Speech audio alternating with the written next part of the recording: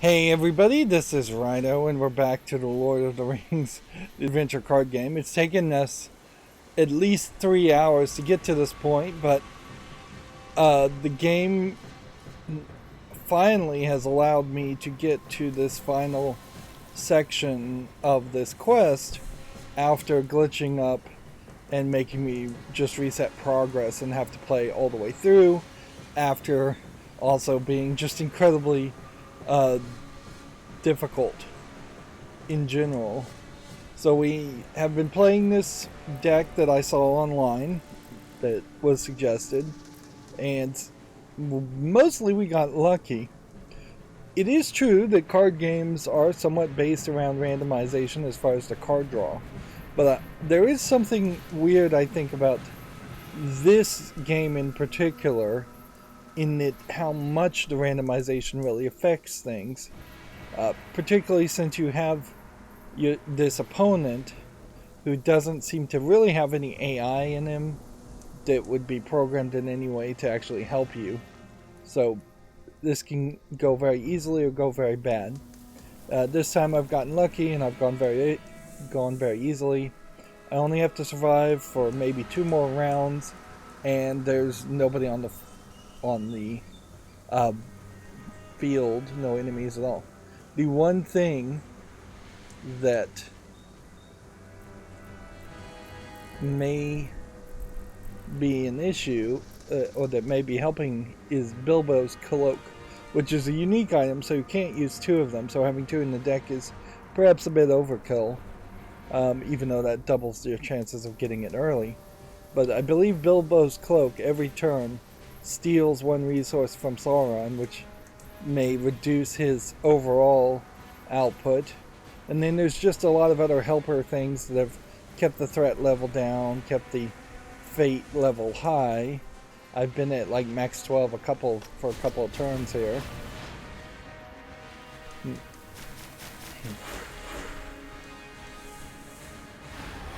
Weirdly, I can't get this to go away without clicking on it. So yeah, the guy just has nothing. Sauron seems to have nothing to do. So there's kind of nothing here. Like, you wouldn't play this card because you don't have any cards, so why increase your threat level? You wouldn't do this because this isn't going to really do anything for you. And you can't play this. The Place of Great Evil is the only real threat here, is that somehow some hero might have a health below half. There's a lot of items that have been equipped to these characters to be helpful, but for the most part the main thing was to set this guy to always have guard and block and heal himself, so you mostly are just focusing on Sam being your defense.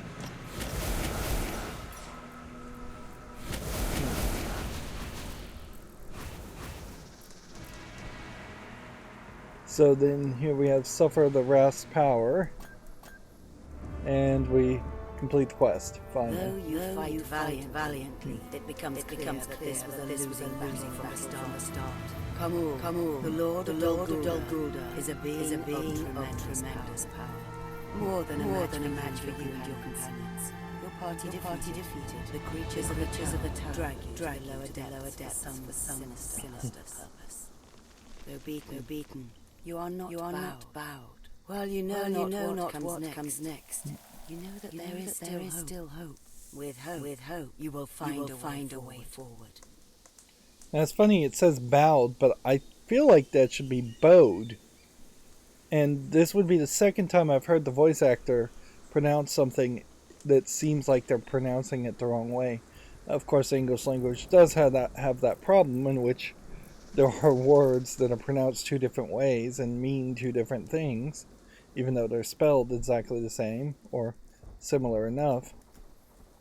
And I definitely don't enjoy, particularly after spending 3+ hours on this quest, to end up losing just because the story needed me to lose. This is an example where a book kind of makes a little bit more sense, that you could have a protagonist be defeated and then you would know there are more chapters in the book just because you're not at the last page, and have some hope to go forward and probably not feel it as badly as an interactive experience where you've struggled to actually succeed just to have the narrator tell you failed. And almost certainly we're not going to get any real big reward here. It'll just be the same, oh, you got 1,000 fellowship points. I can't imagine I'd ever want to do that challenge again. And even if I was going to try and do that challenge again, we are now in the point where the decks that I would have to build to potentially succeed in that challenge would have to be very specialized and very strong.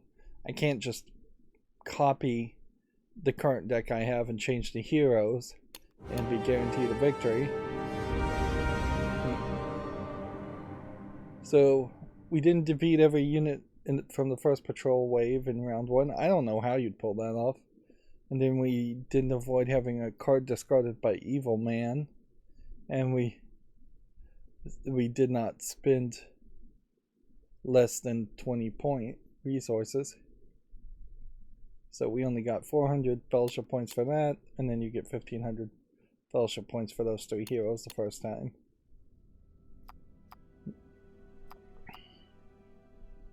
And we've unlocked 2 special cards, or 2 copies of the same special cards. That finally lets us now do this quest. But I am hoping that this is just a lot easier, and that this will put us back on the path to finish this quest, and then do all of these quests, and then finish up our coverage of this game by doing these last 2 encounters.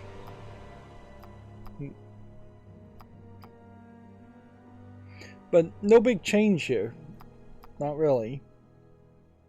It's just going to be the same old, same old. The guttural sounds of black startle you awake. As your eyes adjust to the dimly lit chamber, you discover that you are held down by chains of an unknown black metal. Your companions are held as well, along with a few ragged souls, barely alive. The floor is covered in a cold, sticky wetness that soaks you to the bone. An eerie glow flares within a wide, flat bowl that squats at its edge. The voices chant their harsh tone even faster in response. Sudden pains rack your body, and of the others chained around you.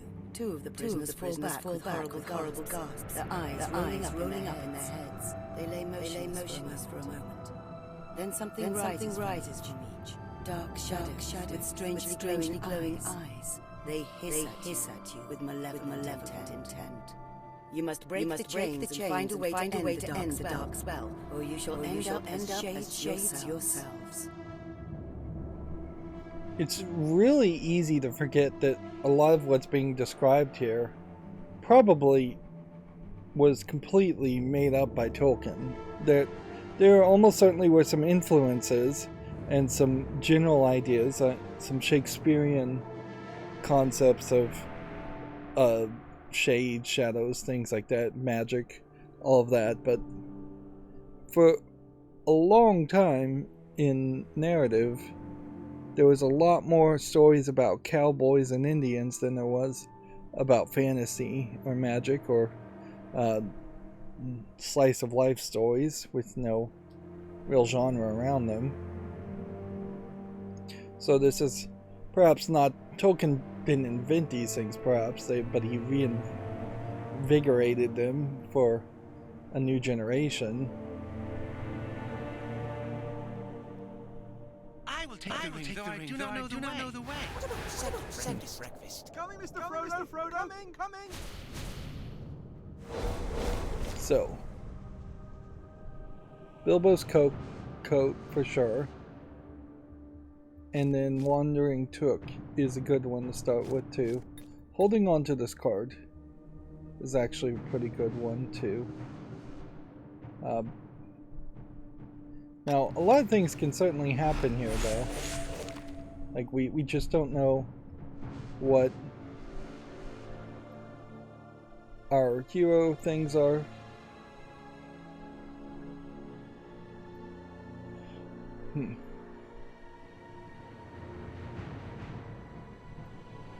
Let's see. Break the chains and destroy the necromancer spell. Necromancer spell's 10. Break the chains is 6.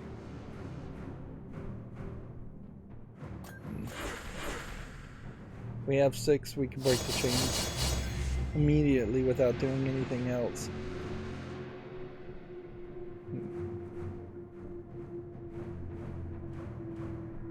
But let's see. Counter and guard on this guy is the first move.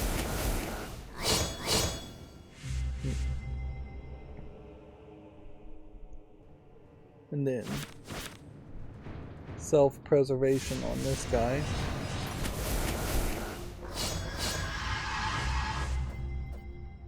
Then we can't do Bilbo's cloak this turn. Come on, again.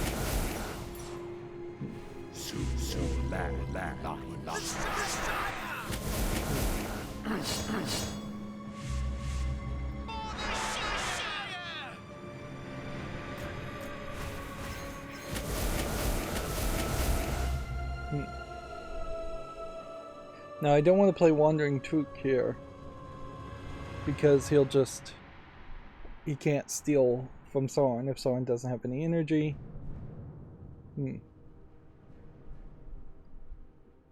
So it seems like we had to do the necromancer spell and break that anyways. First turn.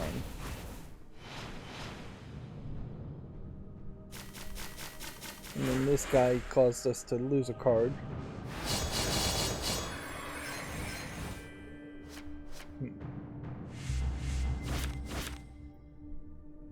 Alright, we'll go ahead and give Bilbo's cloak to this guy who is stealth, which means you can't really ever attack him.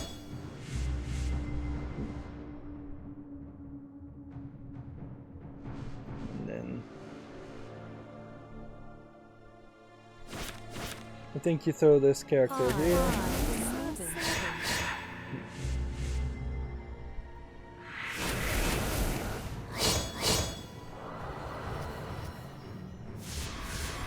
I didn't play fast enough on this.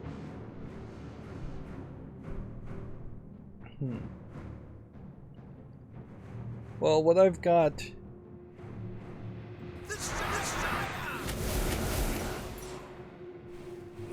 wouldn't kill anything, so we should just attack here with everything.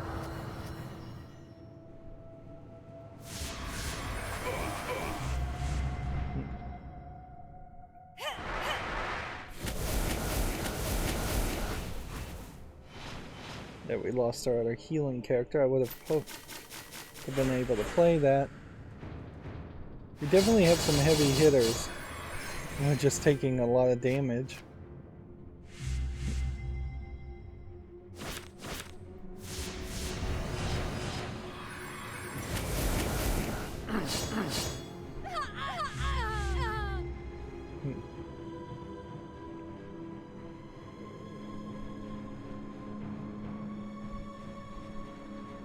Let's go ahead and hit this.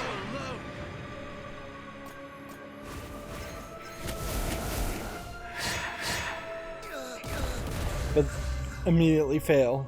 Yeah.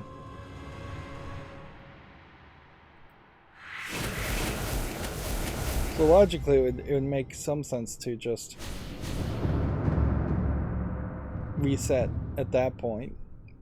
Free of the harrowing necromantic spell. You ready yourself. But let's go forward just to learn. Flies open. Steel to fight. You feel a surge of relief when a familiar voice calls out. Aha! There you shouts Radagast. I'm glad you found your way here.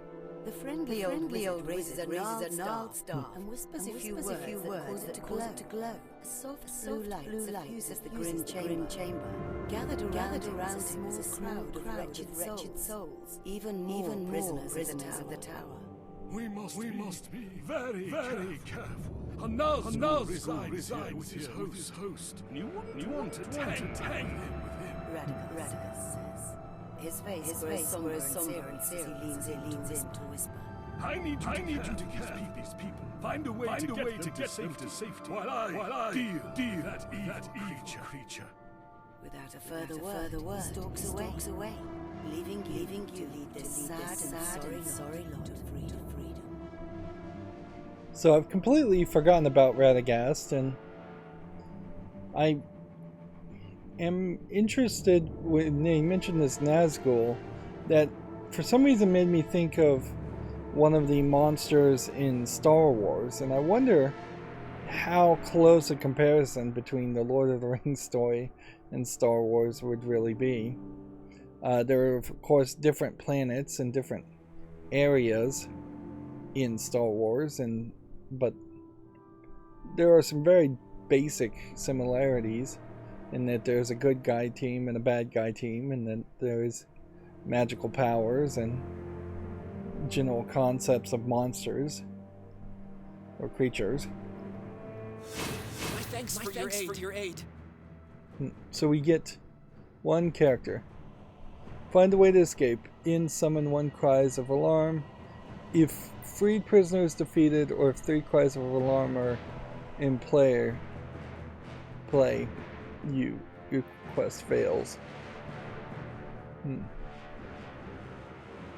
So open chamber doors potentially, I feel like, is the goal.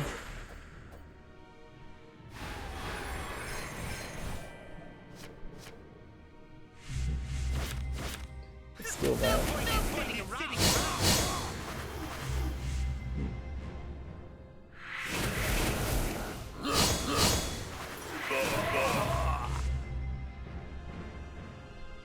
Okay. This would restore health to hobbits. It's probably not the worst move to do here. It's to heal our characters up.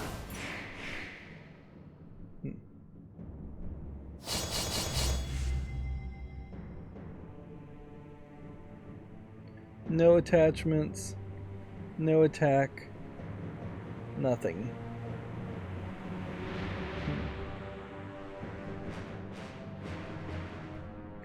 Okay, well,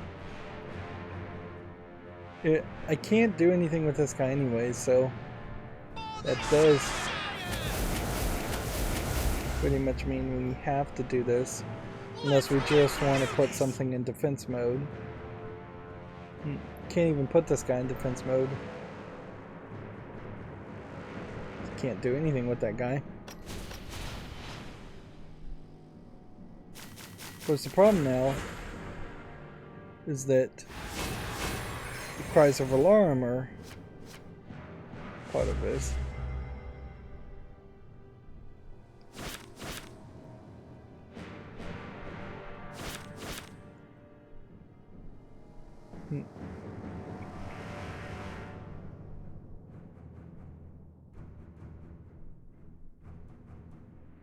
Grant 1 resource every time a hazard is resolved. That sounds like a decent thought.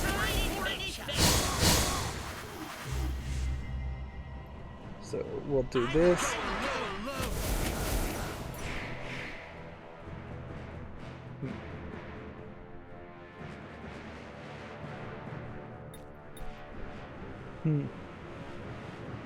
I assume discarding an ally, discarding a freed prisoner would lose for you. You just show me the way up, or I'll skin you.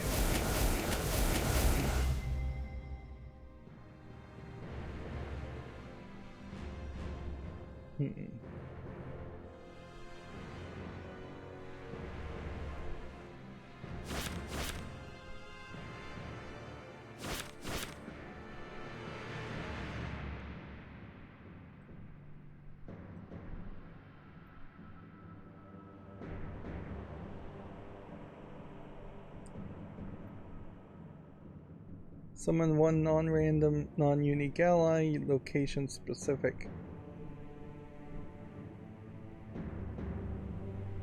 Let's do that. Beat one minion. Now would not be the time to do that one, I don't think. Defense of the many.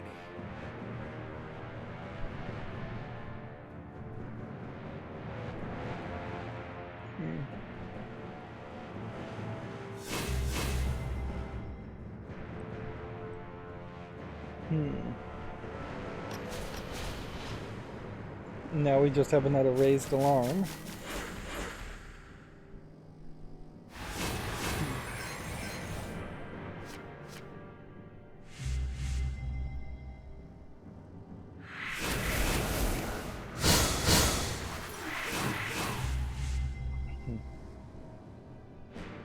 Okay.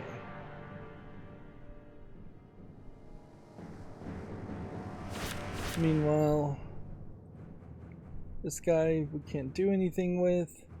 So we have like 2 attachments that we'd like to put on somebody, but you can't put it on this character.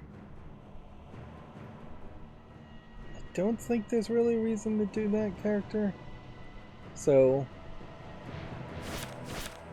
just attach this guy, I guess.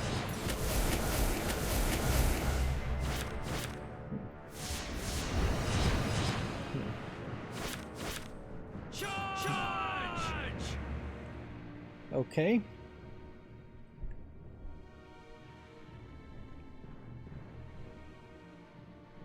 We really need to see what happens here, so let's go ahead and do this. And then we'll get rid of 2 raised alarms, potentially. And that just brought about somebody we definitely didn't want around.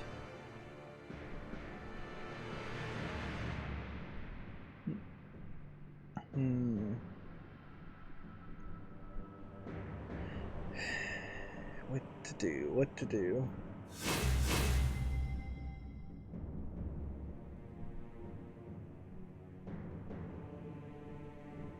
I could have attacked that guy.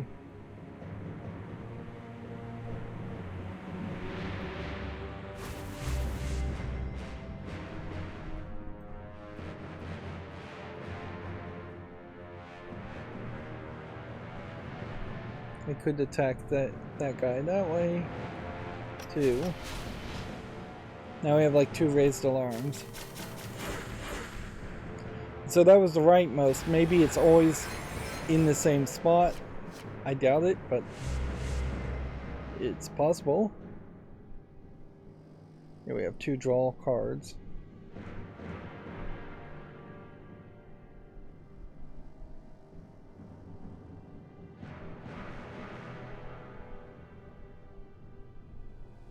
Let's go ahead and... what to do, really? You kind of have to just play something, so let's just attack that guy.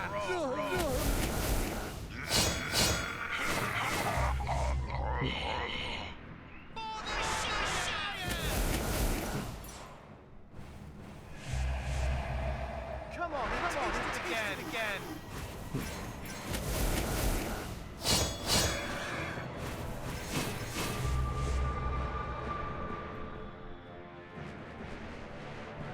This Frodo's intuition might be useful in the next turn.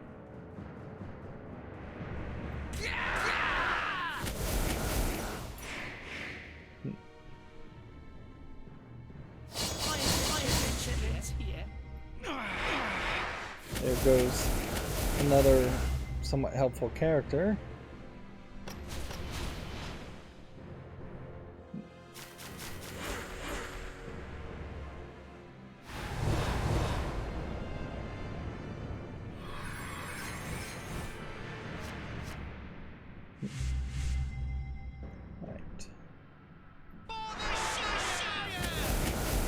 I'm just gonna have to risk everything and hope that this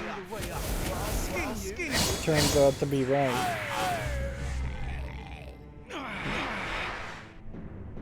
So we found the way out.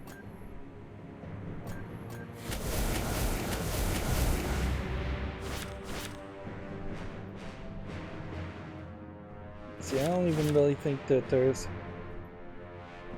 too much I could do otherwise. I can summon the Hobbit friends. Longer ones.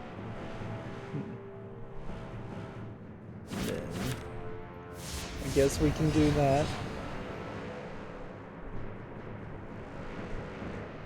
And I guess you just don't want to do Frodo's intuition at this point. Nor do I really want to raise the threat level to draw cards. So we'll just travel. It'd be weird if this succeeds on the first try, but it'd be welcome too. Even he within the tower. Its step light the recoil slightly. Instinctively, he calls out to draw the darkness around him like a cloak. His servants answer the call. Man, walk and shake. Move with haste to protect their master. From the far door, an elderly man in brown steps into the chamber. He leans on a wooden staff and dares to call a challenge. Be gone from this place, servant of evil. For an instant, the entire chamber stands silent in the room. Such a front. Kamul answers with a snarl of his own. Frail though the man's visage might be, and Nazgul understood that appearances can deceive. He sees the old man for what he really is, and wills the fear that grips him into obedience. I'm still completely lost as to where this is taking place in the story. Whether we're still doing Hobbit tales, or if this is early Lord of the Rings chapters, because my understanding and my experience of Lord of the Rings almost certainly is the last chapter or so, the part where you get to the big battle with Sauron and the ring gets destroyed in Mount Doom. It's very fuzzy in my mind as far as any of the details before that part. Trapped within the tower, time seems to fly by at a prodigious pace. Though it can't have been more than minutes, it feels as if you've been stumbling about for hours in the dark maze of the lower reaches. At last, you come across a set of stairs. Following them to the surface, you're confronted by the sight of various creatures gathering about the end of the tower's main gallery. Flashes of light spark and flare within the chamber, and you can hear the shouts of Radagast mixed with the shrieking sounds of the Lord of the Tower. The entire place stands transfixed as a great battle is waged. Wizard versus Wraith, allowing you to make use of the distraction to lead the prisoners through an unguarded gate. After pointing them towards the safety beyond, you turn back to the sound of battle. You will not leave the old man to face that creature alone.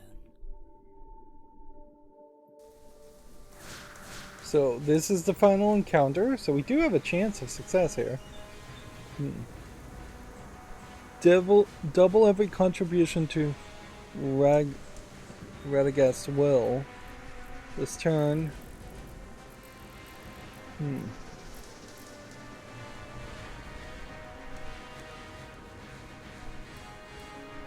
Requires your aid to defeat him.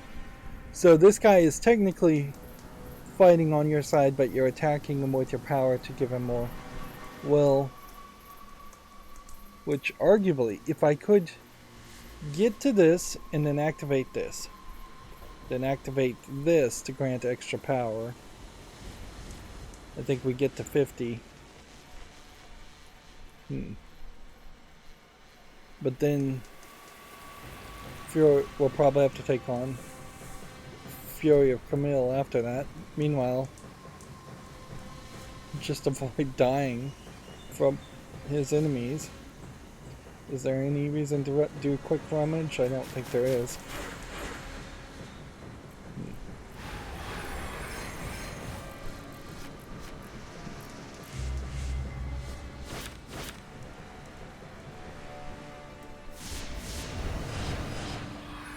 I think it probably makes sense to do that first. And then probably makes sense to bring out another character.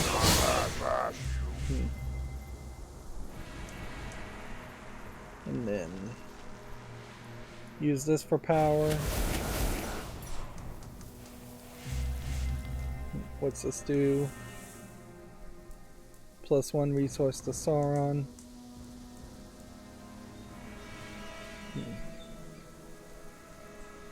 Use this for power. The eye commands.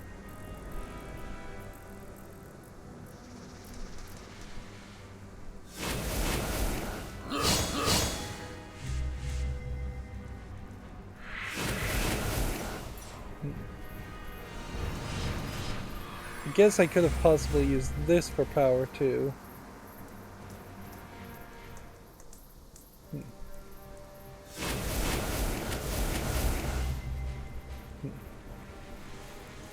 So I'm going to end the turn here.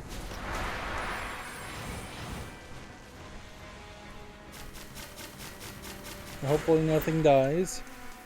I don't think anything really would.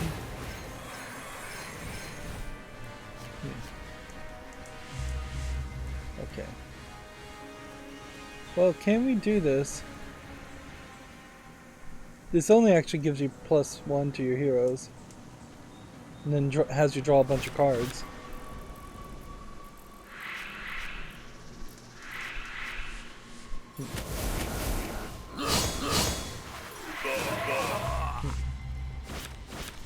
So if I had one more thing, it would have been useful.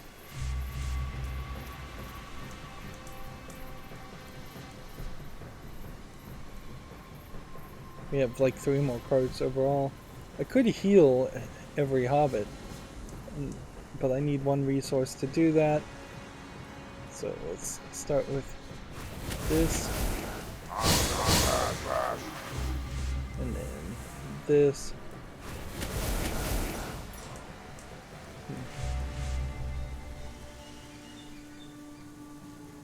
Activate this.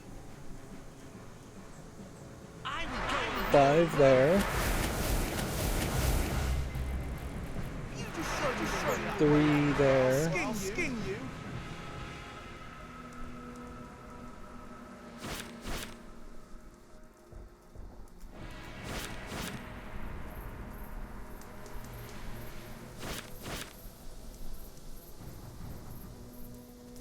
And I really have nothing here, do I?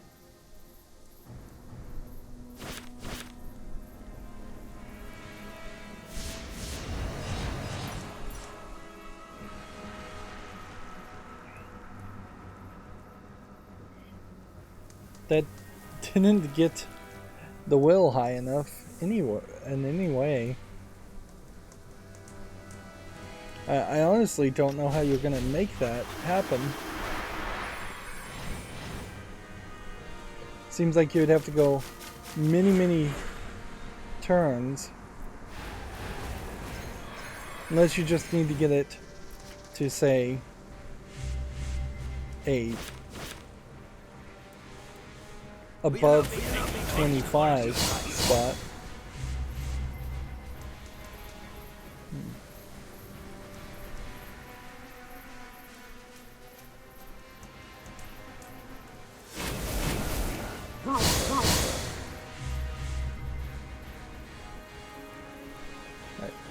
Hit that.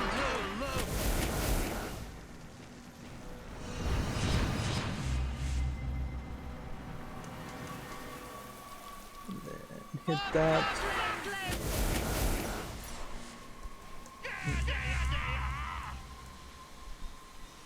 And then just go ahead and put this in defense mode.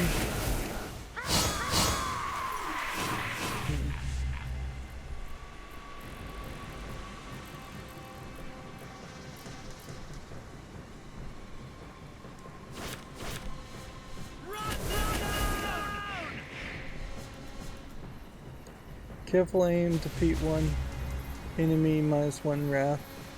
I mean, I suppose defeating 1 enemy would have potentially some value here.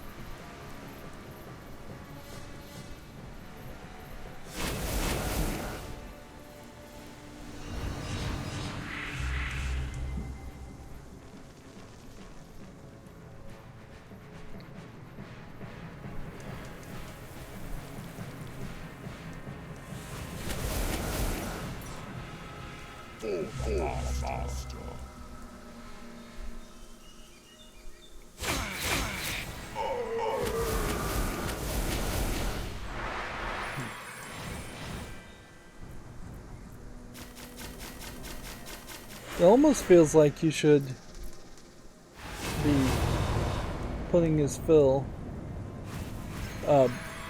just keeping him alive for a certain number of turns. Okay, whatever. Let's do this. And the reason we're doing this is so we can take this guy out, which then just leaves us with this character. And then that lets us, well, we should reevaluate whether we want to give plus. Yeah, threat level's not really even a concern. Extra resources to Sauron is a bit of a concern, but not that big of a concern. Now weirdly, I guess if I just let this guy die, he would defeat one minion too, so we could just kill it and get rid of that character. Should I put this on guard?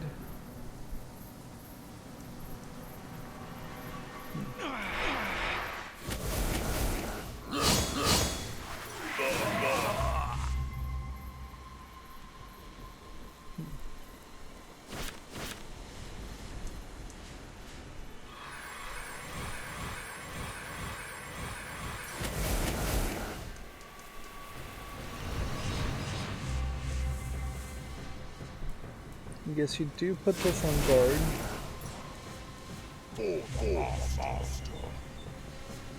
And then I guess you just hit that.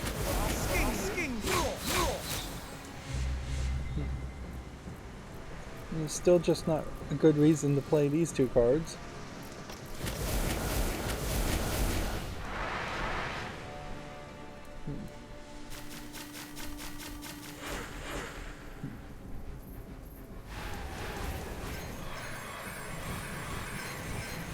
And there'd be no reason to play Quick Rummage now, and Hour of Need's probably not worth playing either.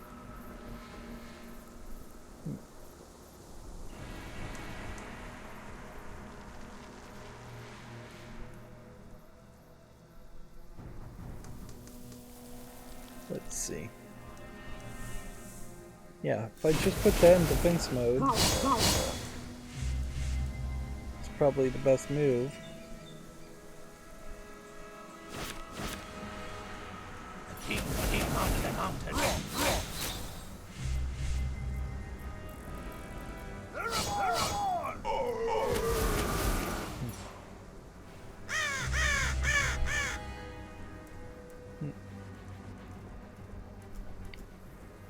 Meanwhile, more resolve.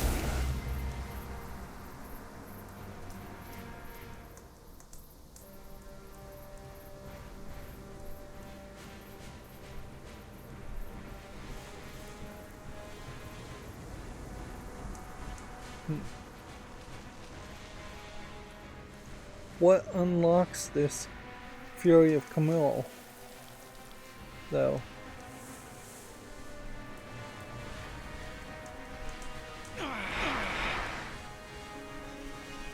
It totally seems like there's just no way to do this. That I just cannot get enough people to attack with power this will. Which means basically I need a deck that is central around the idea of will.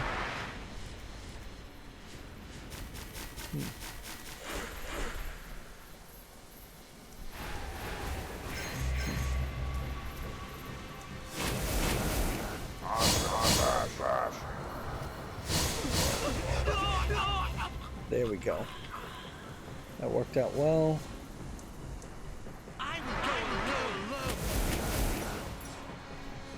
So he kind of is just going to throw more enemies at you.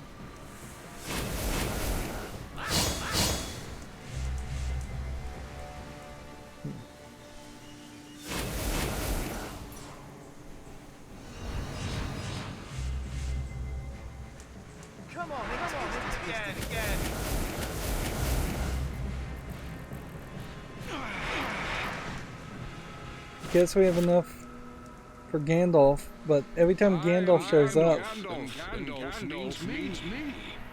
it seems to me like he has this fleeting ability that makes him disappear. Yeah, he has fleeting on him, so he just goes away as a character. And I can play the other Gandalf if I have enough resources in the next turn.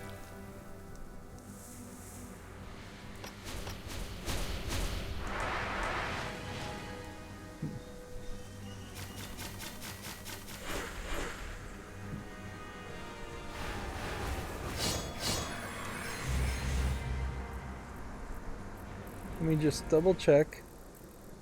Let's see, we can't get there. Let's try something different, I suppose.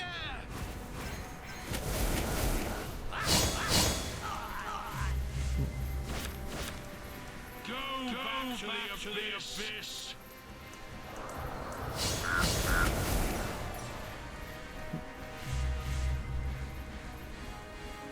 Reduce card draw by 1 for each player. That doesn't even matter. You cannot pass.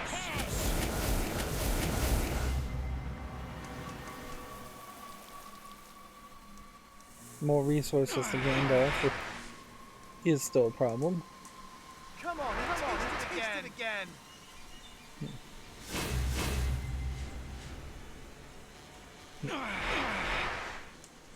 But all I'm managing to do is keep this at 25. And I'm running out of cards. And remember, this is a deck that was online that said this was a balanced deck for these challenges and that this should potentially get you to where you need to go.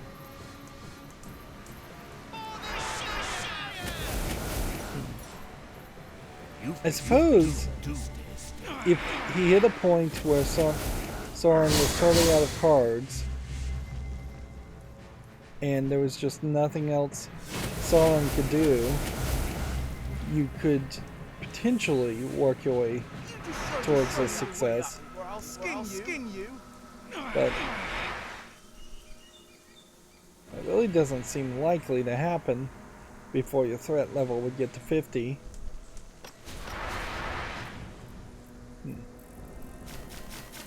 I almost feel like I should just stop and let Radagast's will lower to 0.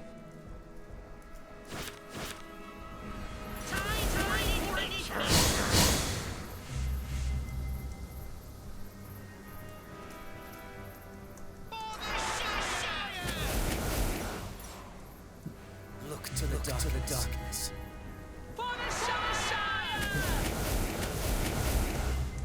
There's nothing else here. I don't even know if Sauron really even has a deck where he could run out of cards. I think he kind of doesn't, and he just gets 5 random cards amongst some subset of cards that make sense for this campaign. Or I'll skin you.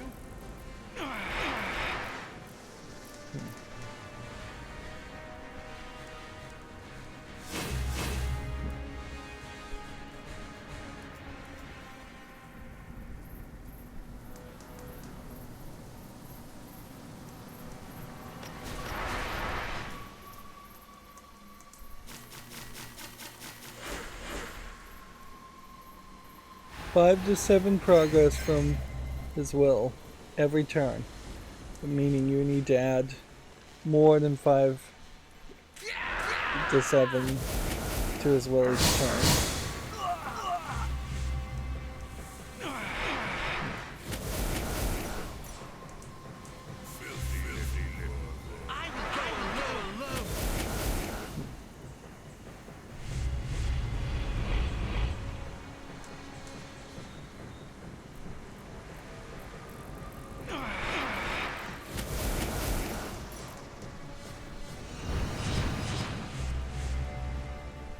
Let's just put this guy in defense mode.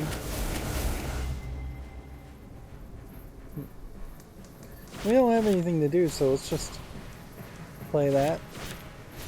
Play that. That increases the threat.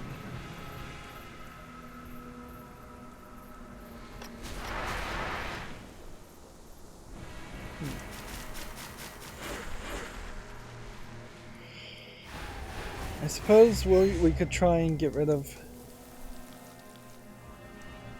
some of this. I will go alone.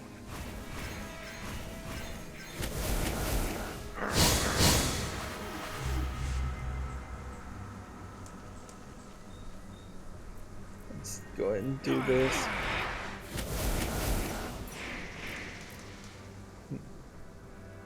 Plus one attack to every enemy.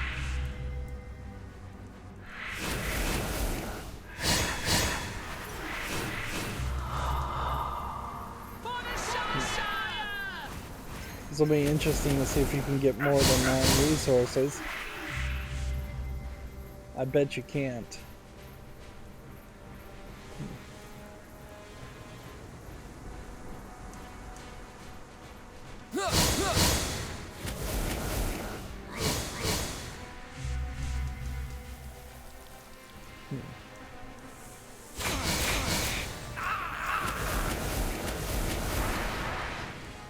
Yeah, what does it matter if I clear the field? There's no other spell cards or anything, though. And this isn't a scenario where you're supposed to lose, as far as I can tell.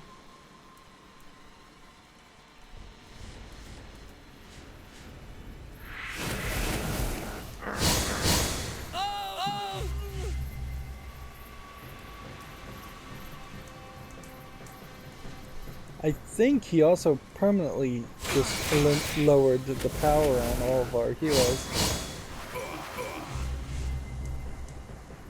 Which, if that is the case, then we're in an even worse condition.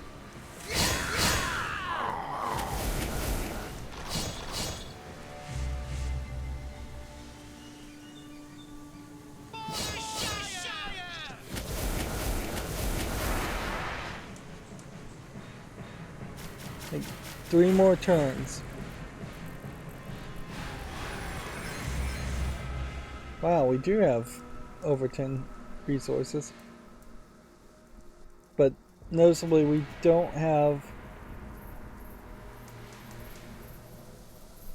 anything we can do. This one is -5 to 7 progress each turn. Best case scenario is just to put people in defense mode.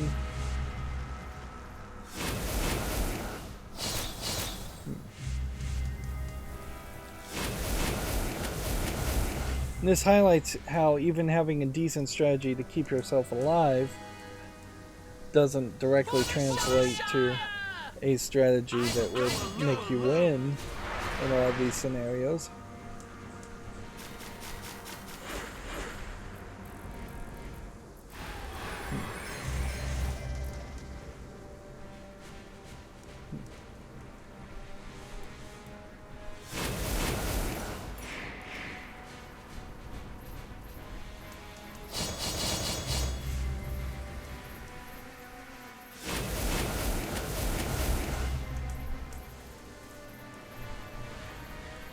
Two more turns and we would have lost anyways.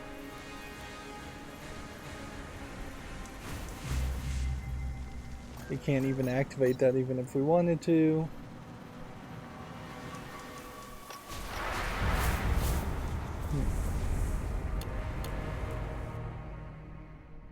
So let's try that again. Kamul. Trap. It would be the death of you to come with me. Coming, Mr. Frodo, coming. Short longer ones.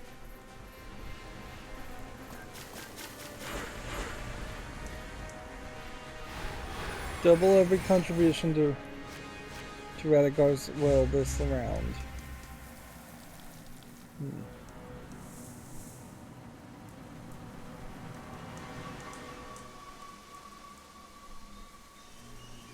Okay.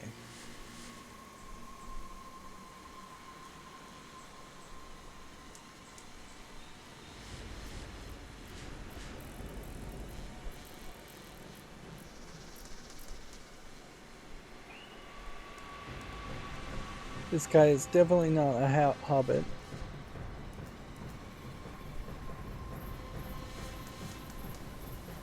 +1 attack this round.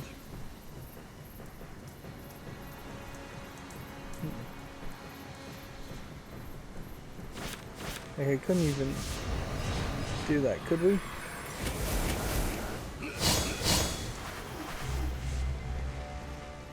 Okay.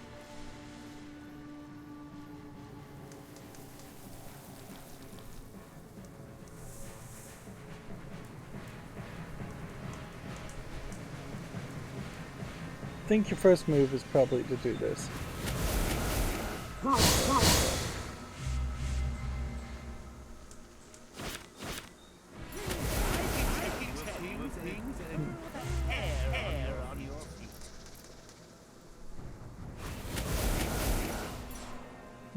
The eye commands.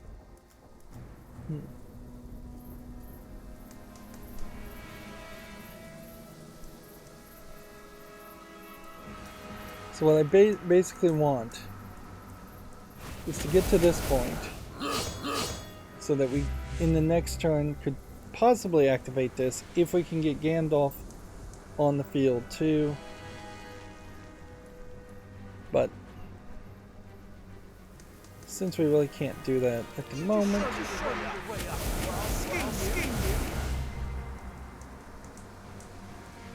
best case scenario is just to do that. And then in the phase. This is once again an example of just how luck is going to screw you over, though. Taking 7 damage that first turn.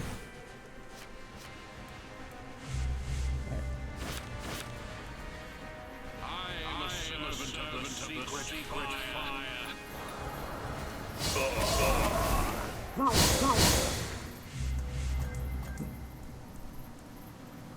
So you do that, and that's doubles that. You do that, and that doubles that.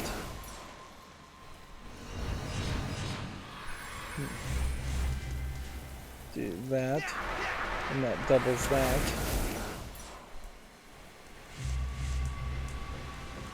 Do that. So we're going to get to 36 out of 50, which would mean we would need 14 more, which means if we could activate this a second time, then we might have some safety there.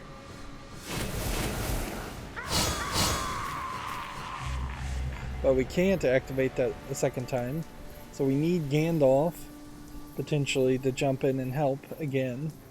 Which, there's no way to keep Gandalf on the field as far as I can tell.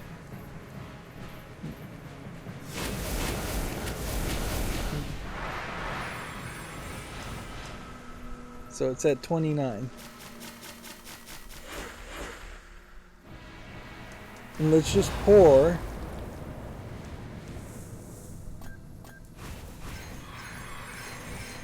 We just have to pour all of our hopes into. This is a character we can't play. This would give us +1.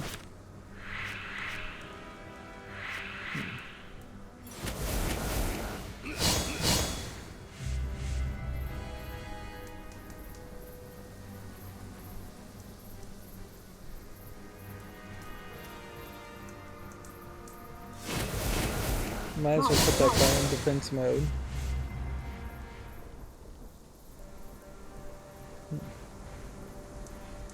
Okay.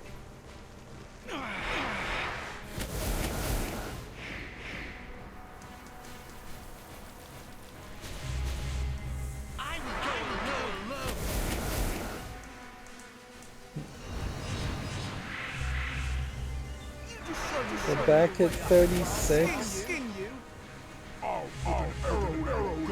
38.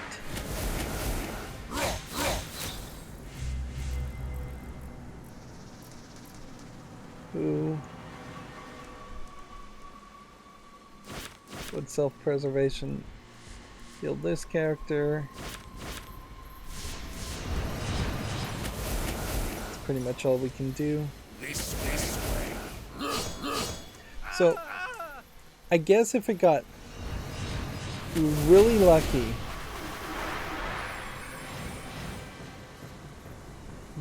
we could have gotten up to 40, and then in the next turn, what could we have done? Nothing.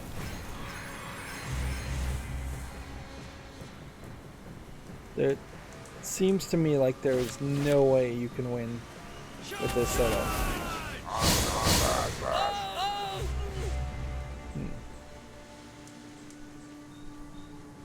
Alright.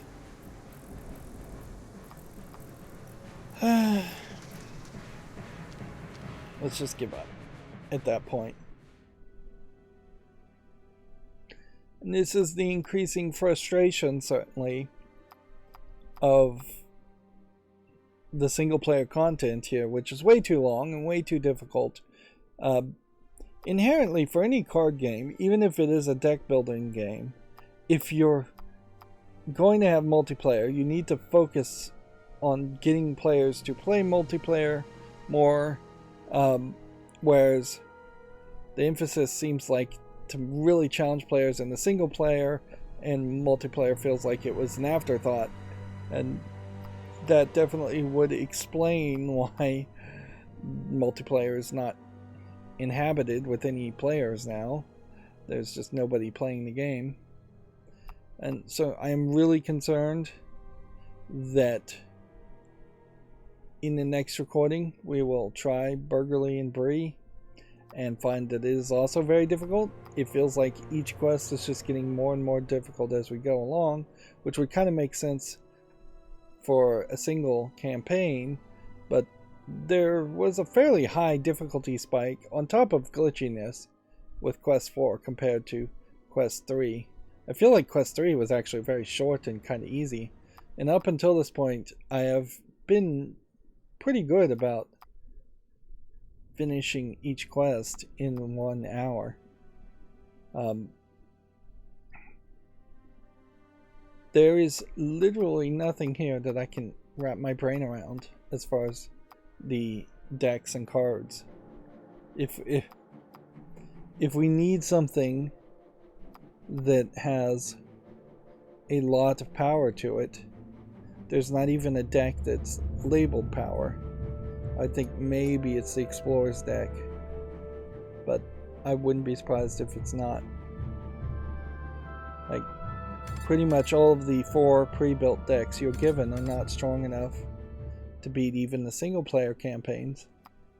When you compare this single player content to, say, the solo content in Yu-Gi-Oh! Master Duel, there are some difficult spots in Yu-Gi-Oh! But the vast majority of it is super easy.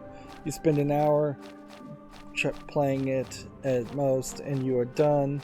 Then you're given some small reward for doing all of that, and you're then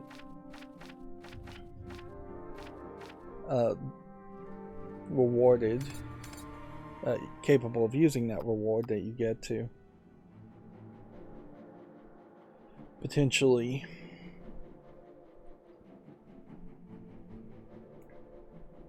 build better decks. Whereas here we have a situation where I still, after all this time, don't have enough to buy either one of these heroes for 50,000 points. And I don't know how valuable the heroes are, but I wouldn't be surprised if they are actually very valuable. And then if each one of these is 2,000, let's just go double check we're seeing all the cards we don't own. Just go down the line and think about this. If we have 10 pages and each page holds roughly 8 cards, that would be 80. 80 cards times 2,000 should be somewhere around 160,000 fellowship points needed to unlock all of these cards, which I'd almost certainly say don't unlock any of these cards, since I don't think any of them are really necessary. But definitely don't unlock them until you've unlocked all the heroes, because beating any solo thing with one more hero gives you another 500 fellowship points. So investing 50,000 fellowship points here, if you really love this game and wanted to play it even more, would allow you to build a deck with this hero and then go and do all the single player content one more time, and unlock more fellowship points that way. But you would frankly be a fool if you like this game. It's, even if I could wrap myself out of the mentality of just being frustrated by the difficulty of it, the game is also not very varied. It is the same strategies over and over again. It's survive by going into defense mode a lot more often than I prefer, until you can figure out how to accomplish the specific goal for each quest, which often is just surviving and killing enemies. Alright, well, it's been an hour, so I'm gonna reset progress once again and play off screen, and then if I hit a point where I just don't think I can get past this section, we will start the next episode with the next campaign. That's it for this recording. As always, I ask you to like, share, subscribe, comment, and watch every second of my videos. If you want to support me further, there's some links down below in the description box. Thank you for watching. Have a good evening.